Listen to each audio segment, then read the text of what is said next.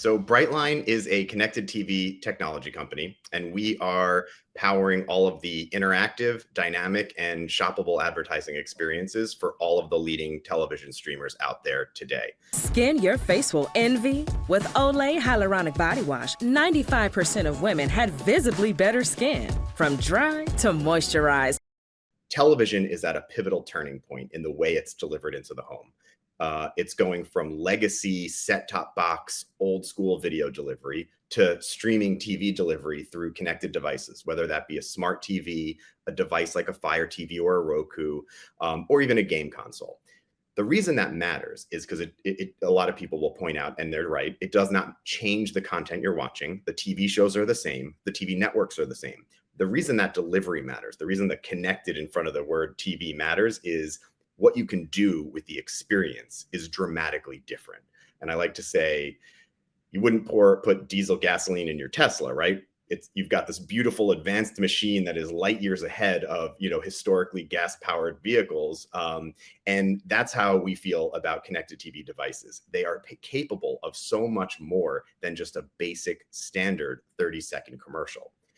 The reason we started the company and the reason we even pivoted the company again is to focus on the experience of the viewer, right? If you think about a 30-second commercial was invented back when we had to stand up and physically walk over to a television set and turn a dial, right, to change the channel. We are now watching TV over high-speed broadband with internet connectivity and processing power that is 10x what some of the first computers were.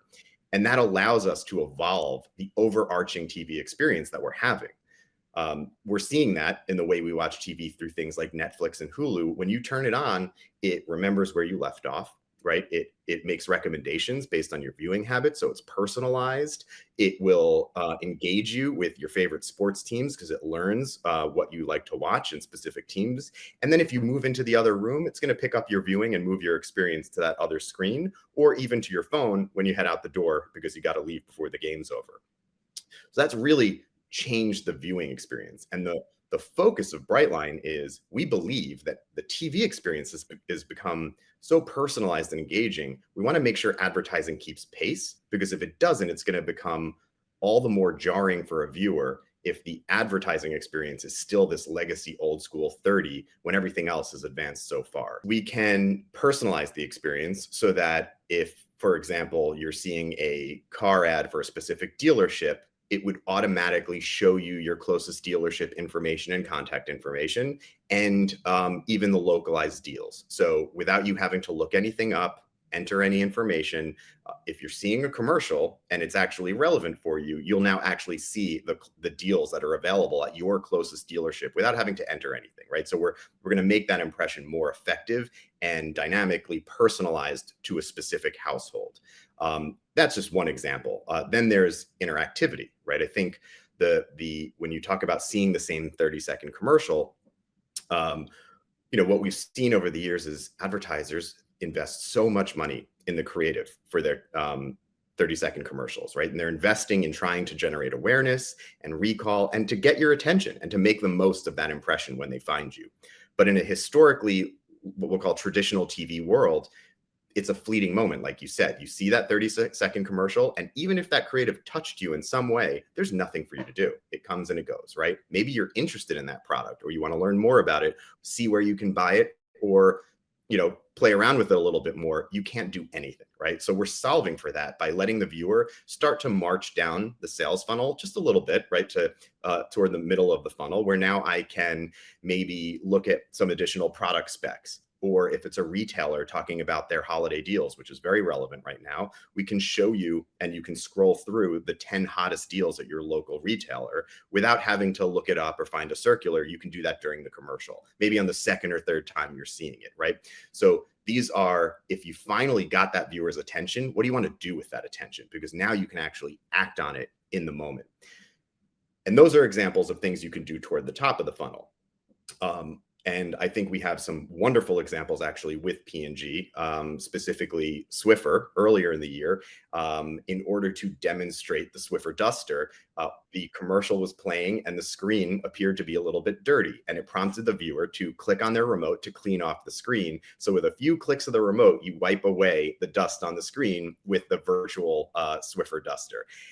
And that is such a great example of just generating an attention metric. You now know the viewer was paying attention. We see in the data that when a viewer engages in just even a little bit like that, their awareness goes up, recall goes up, purchase intent lift, all the brand metrics that you're looking for. So that's just one really great example that we had worked on with P&G earlier in the year. Other examples of what you can do in a streaming TV world. Don't guess at what message might be most relevant to a viewer, because you can ask them now. You can actually run things like ad selectors, where instead of using any kind of advanced data algorithms to understand who's doing what, you can just ask them. If, for Pampers, for example, which ran a campaign, just ask, what stage is your child at? And then it will show you the commercial for the appropriate Pampers based on the life stage of the child, of your baby.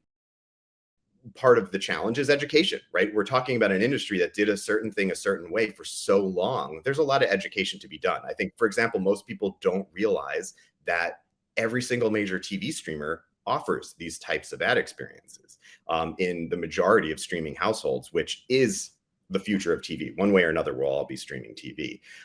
So the majority of homes can receive these types of ad experiences. And I think that's part of just educating people. And one thing we really need to do better is engage advertisers further upstream when they're strategizing and planning creative, because more often than not, these types of things are pitched to the media buyer, which happens at the last step in the process.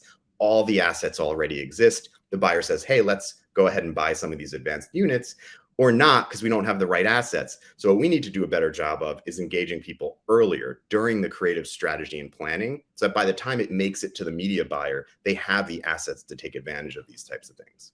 First and foremost, we're just going to continue to see the great migration of legacy television over to streaming TV. There will, to a point where there will be no more old school set-top box delivery of TV anymore. So all the things that we're talking about today from an experience perspective, and then of course, all the advanced things that can be done with data and targeting and measurement, that is going to be 100% of the TV universe. That migration is not changing.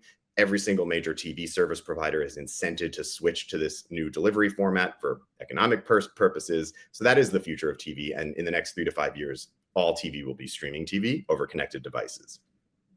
The other thing to look at is, with that in mind, we're only going to see the experiences get more advanced. We're going to see lower funnel opportunities like click for contact, which is actually available now, where you can actually convert a viewer and instantly receive information from an advertiser, all the way on through to being able to purchase directly from commercials, right? That's certainly, gets a lot of buzz, gets a lot of press, because you can now do lower funnel conversion. Not appropriate for everyone. TV still has a major role in just awareness and branding, and we need to make sure we don't forget that. But we're also going to see advancements in voice and using voice remotes to control and respond to ads as well, in addition to the standard remote control input. The timing of the market is not something that you can control. And in some cases, it might be a little painful at times when you have an idea that might be a little ahead or of where the market is. And again, I think that speaks to the persistence component, because we were arguably a little too early when we launched this connected TV ad platform 6 years ago. But in a sense, if we weren't too early, we would have been too late, because we now have the relationships and the technology footprint that is across all of the big streamers to really help capitalize on the growth that is now happening and was really sent into light speed during the pandemic of streaming behavior. So the fact that we were too early has put us in a really nice position to help evolve the landscape pretty rapidly now.